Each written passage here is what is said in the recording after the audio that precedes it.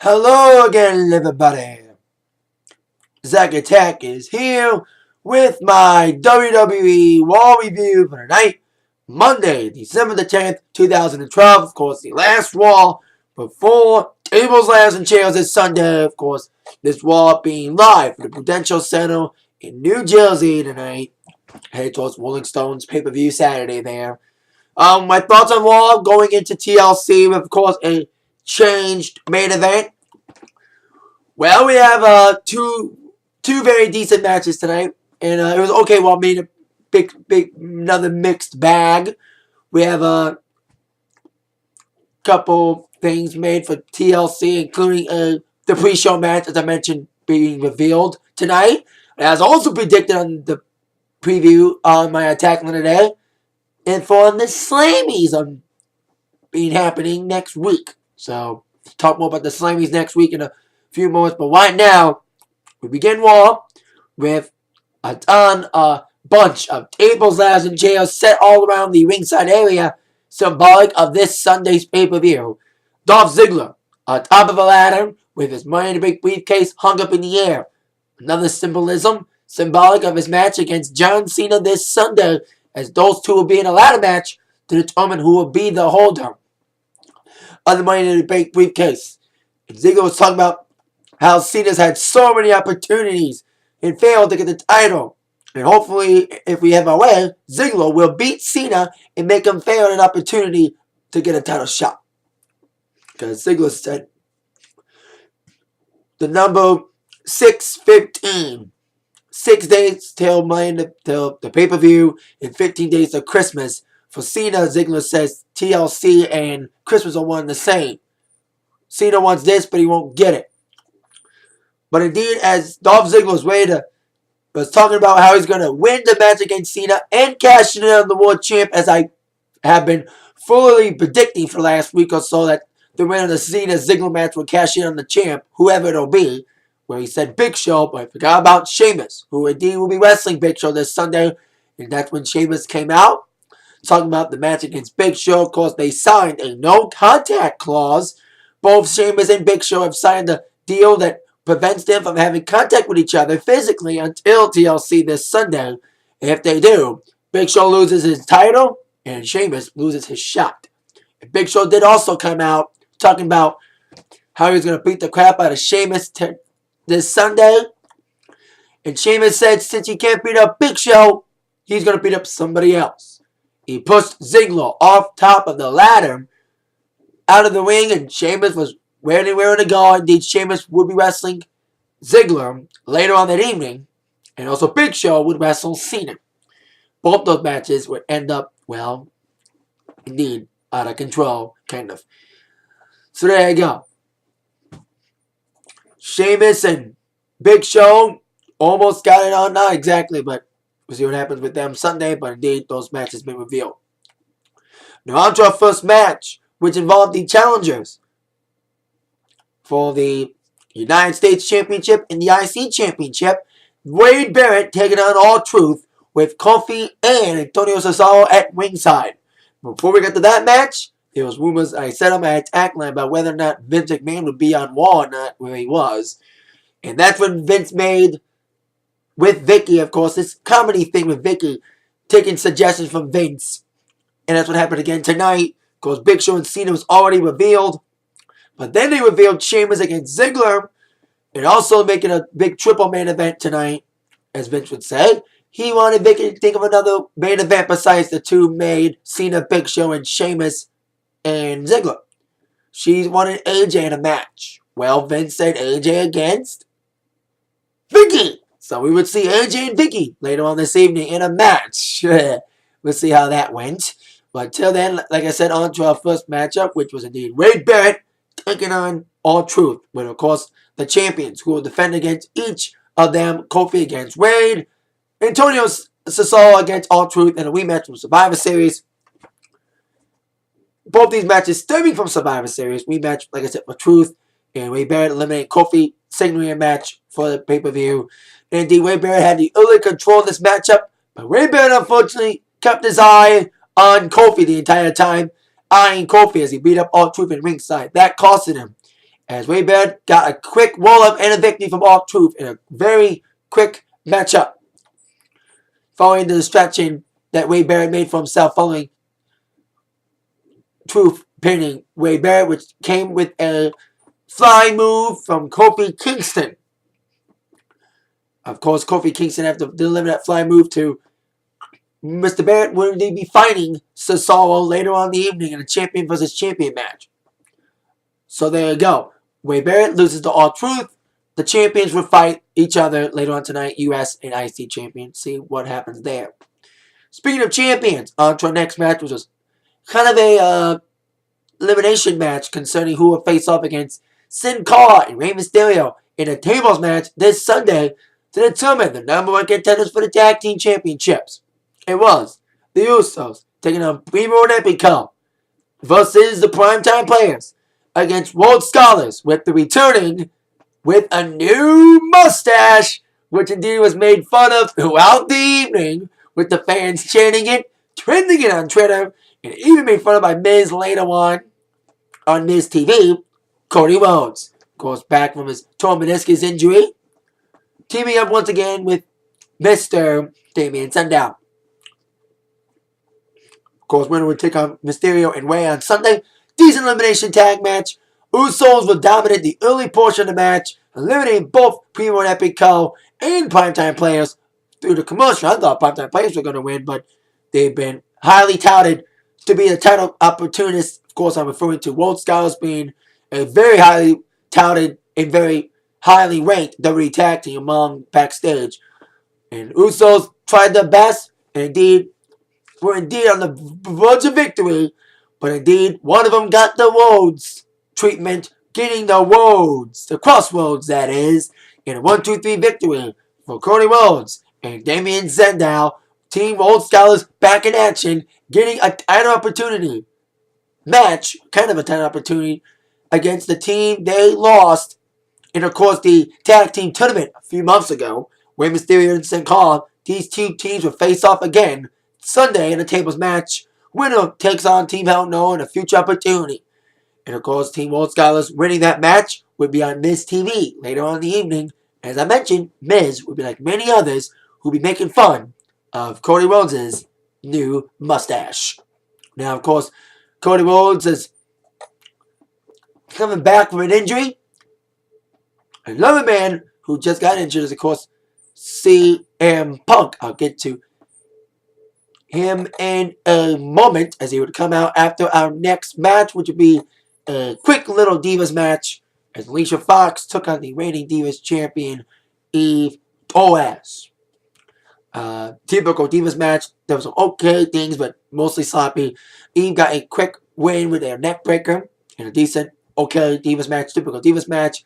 Eve wins. Let's move on. Speaking of Divas, all the Divas will take place in the pre-show match. I mentioned on my WWE Raw preview on my tagline today that I said that somehow tonight they announced the pre-show match, and they did. Besides adding the Rey Mysterio Sin Cara versus Rhodes Scholars tables match for a tag team title opportunity for the tag titles, all the Divas will be involved in a Santa's Little Helper Battle Royal, which will take place on the pregame on WWE.com and, of course, YouTube and Facebook as well.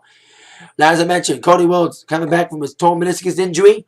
Well, someone else who just torn their meniscus and getting surgery on it, CM Punk. Despite being injured and having to not wrestle this Sunday against Ryback, he was indeed in the arena and came out with Paul Heyman. There was rumors about him and Vince being there, and indeed Vince was there, so was Punk. He came up with Paul Heyman and saying that despite my injury, I am still the WWE champion. I'm not going to be stripped of the title, as many people have said it on Facebook, and I read that too. And the Punk intends on retaining the championship to the Royal Rumble to face off against The Rock. I've been hearing rumors about possible Ryback versus Punk match on a future Raw, probably January 7th. The first Raw of the year. I'm hearing New Year's Eve as well, but they think low ratings for New Year's Eve, so probably January 7th, the big bowl games week. So there you go, see what happens there. And everyone thinks Punk's faking the injury. He said he's not faking the injury. and still not associated with the Shield. Of course, as we all know now, the Shield will be in a 6-man tag TLC against Ryback and Team Hell No. It will indeed seeing the Shield later on this evening. Yes, they will in the house. But till then, of course, Punk is injured. He is not fulfilling the title. And his friend Colt Cabana was apparently backstage because you've heard some Colt Cabana chants throughout the evening. That's why Colt Cabana was backstage. That's why many New Jersey fans were saying Colt Cabana. New Jersey fans were very hot tonight. As they will for this next match, probably, as I mentioned, 2 decent matches. This is one of them. Dolph Ziggler taking on Sheamus. Now, very intense, very back and forth matchup. The last 5 minutes were very intense from near fall to near fall. Great spots. Dolph Ziggler had many advantages and had the control nearly going, but indeed Sheamus made the comeback, focusing on areas that Mr. Ziggler had patched up and taped up, like the ribs and his leg area. And indeed Sheamus was on a roll near towards the end of the match, delivering or attempting a white noise. It was ready to attempt the bro kick, but Ziggler ducked out of it. And of course, like I mentioned, there were many tables, ladders, and chairs set up throughout the arena. Ziggler grabbed one of the chairs and nailed Sheamus with it, causing a disqualification. Kind of a sad way to end this great matchup by disqualification. But indeed, I saw this spot coming from a mile away. I was like, Sheamus is going to nail the bro kick with Dolph Ziggler hitting the chair. Well, Ziggler had the chair by his face, and like I predicted, bam! Sheamus nailed the bro kick, nailing Dolph Ziggler with the chair in his face, like I predicted. I have an instinct. Being a wrestling fan for 25 years, in my entire lifetime, I have an instinct of what spots are coming, and I can see what's coming. Well, my instinct would be right many times tonight, kind of.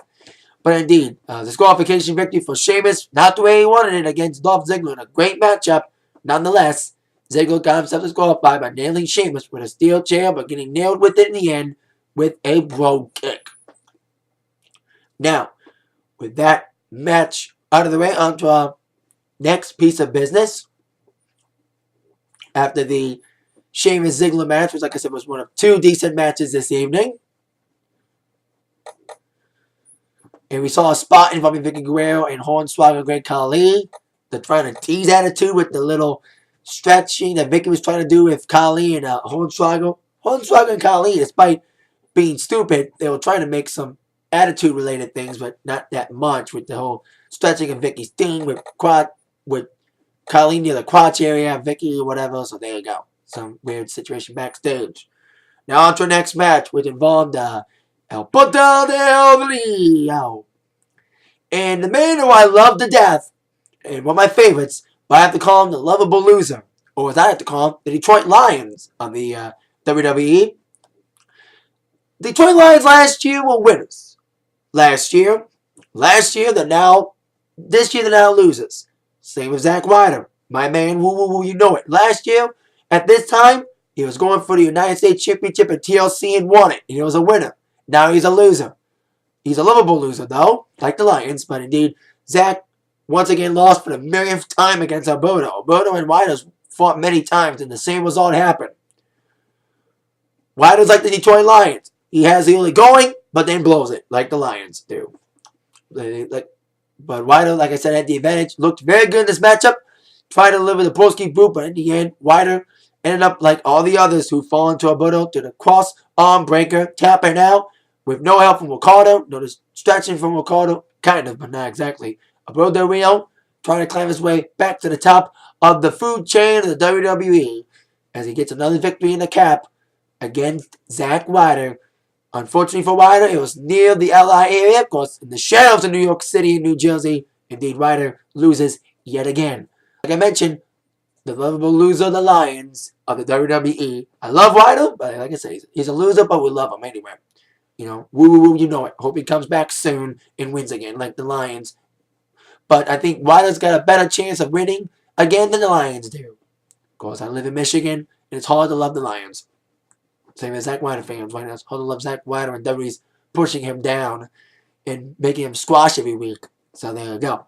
Now on to our next match, a match that everyone was kind of amped for after months and months of embarrassment. AJ in her home state of New Jersey was ready to get revenge and get her hands all over Vicky Guerrero legally in a match.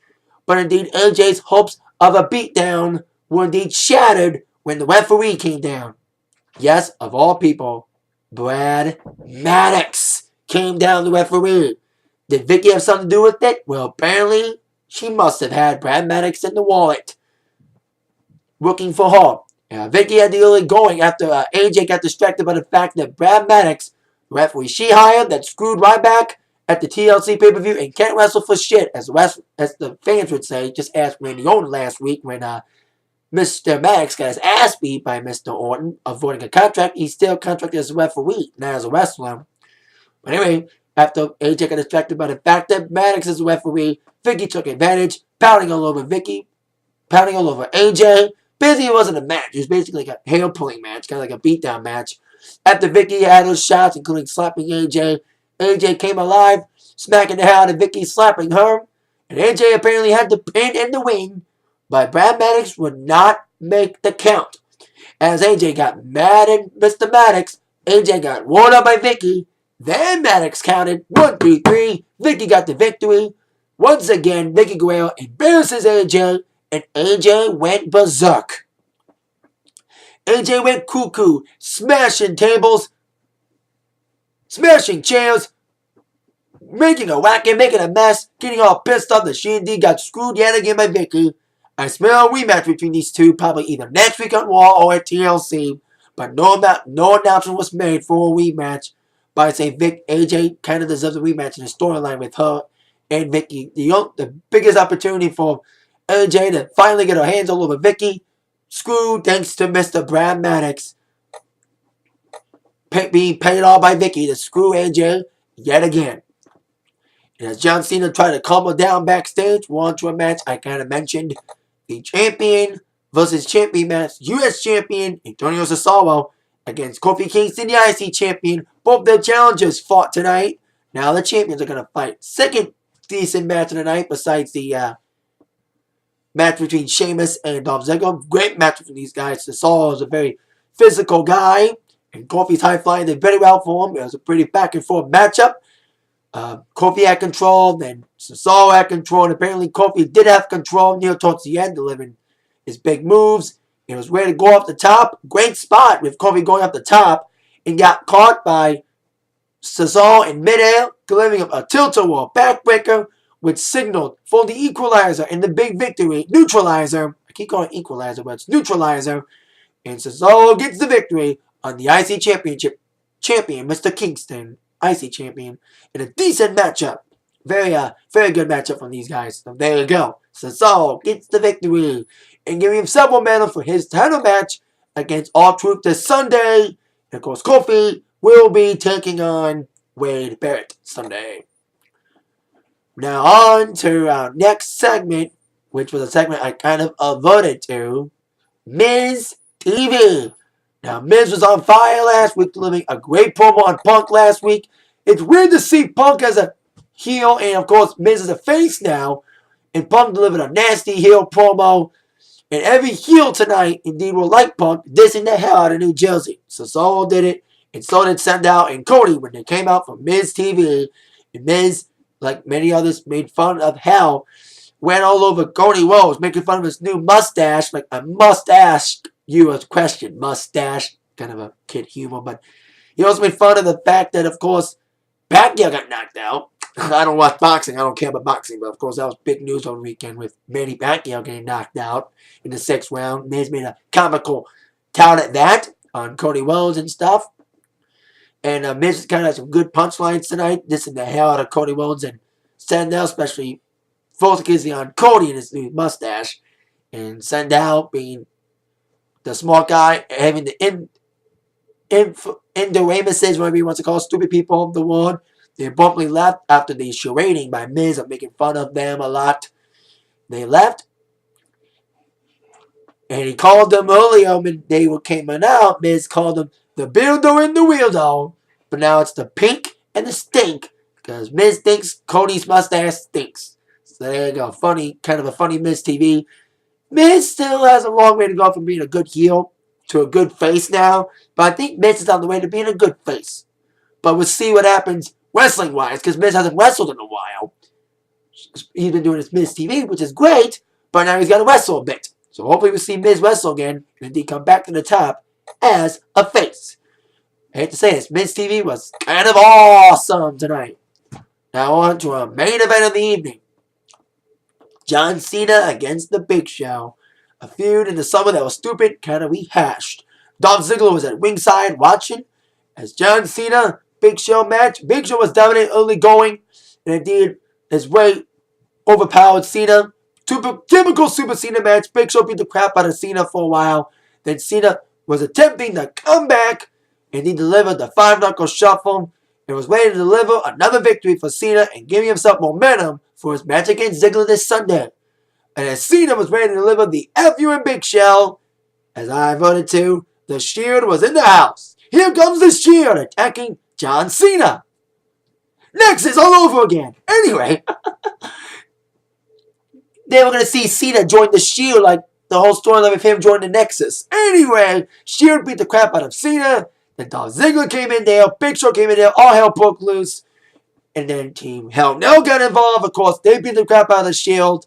And that's when Big Show and Ziggler got involved. Even Sheamus got involved, chasing Ziggler outside the ring, beating the crap outside the ring. The Big Show being speared by Cena through a table. The Shield was continuing their 3-on-2 beatdown on Team Hell No.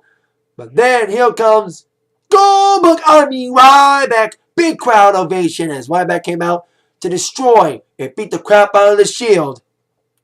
And the brawl continued as we ended Raw with the Shield and Team Hell No getting it on as a prelude for the TLC 6-man match this Sunday at the pay-per-view, which will be, of course, a pinfall submission TLC match. So that's how we end Raw tonight with a brawl. Now, of course, next week it's supposed to be WWE week with a commercial-free SmackDown, Punk hosting the USA Movie of the Week, which I'm laughing because Punk's going to host this movie on Friday. It's The Game Plan starring The Rock. I've seen The Game Plan, but I would like to watch it just to see Punk make fun of The Rock's movie when it's on USA next Friday. But, of course, the Slammies are coming back. I kind of voted to the Slammies on my attack, and I talked about when the Slammies are going to be. Well, they announced that it was going to happen next week, and all the voting for every category will take place through Raw Active on Twitter and the WWE Active app on iTunes and Amazon and smartphones, Droid phones. The categories that the fans will get to vote for, the nominees aren't announced yet, but the categories are Superstar of the Year, I predict Cena or Punk, Breakout Star of the Year, I'm guessing Ryback will probably win that, Trending Now Award, Hashtag of the Year, I say Cody's mustache, that could be a Trending Now Award, Comeback of the Year, some would say Lesnar, but I don't think so, Kiss of the Year, I'm predicting Cena and AJ, Tell me I did not just see that most shocking moment of the year, can't say what, LOL moment of the year, funny moment of the year, and match of the year, any of Punk's matches with Daniel Bryan or Jericho or Jericho and Triple H in Hell in a Cell at Mania. That's my prediction of who will win the match of the year. But of course, fans will get to vote for that next week during the Slammies on Raw. Of course, Tribute to the Troops also next week. So there you go. Raw before TLC. Okay, Raw, 2 decent matches. Shield attacks Cena. And of course, Ryback comes out and attacks them all with Kane and Daniel Bryan signaling the match for Sunday. That is it for my Raw review tonight. I'll see you all later. Thank you all very much for watching. With that in mind, you've been attacked by the review from Zach. See you later. Bye-bye. Have a good night. Yeah.